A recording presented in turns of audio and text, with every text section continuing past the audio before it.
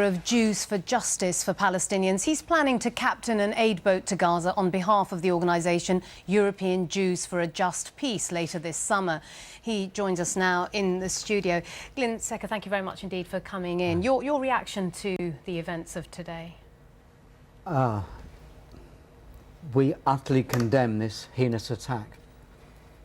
Do you have any details yourself of what's been happening, given that you're engaged and involved in wanting to take a boat across? Do you have any more details than what we've been reporting today? No, we haven't any more details, and one of the reasons for that is that the people on the Marmara have not been able to put their case, not been able to put their point of view, explain what happened to them.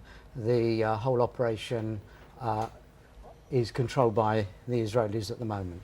So when you say you condemn it, are you clear in your mind what it is that you're condemning? The people who've lost their lives, clearly, but also do you have any idea of who was to blame, who started it?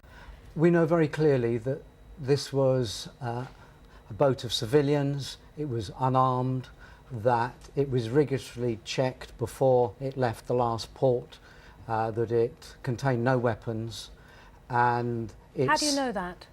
The port that it last left, the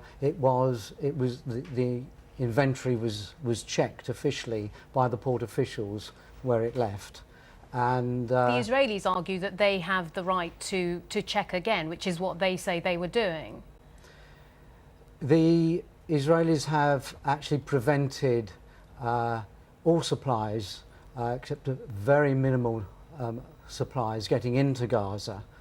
And their offer to deliver those supplies to Ashdod and then to distribute them is rather amusing if it wasn't so serious, because if they're prepared to let the supplies through, why would they operate the blockade in the first place? Well, they argue that they want to check that there aren't any materials such as concrete, steel, all those things that they suggest would help Hamas in action against them. Yes, I'm not a spokesperson for the Gaza flotilla, but it's very clear that the flotilla brought in intentionally building materials to help the Palestinians rebuild their homes, which were destroyed by the invasion of Gaza 18 months ago by the Israelis, and the Israelis have not let any materials in to allow them to rebuild. So people are living in ruins.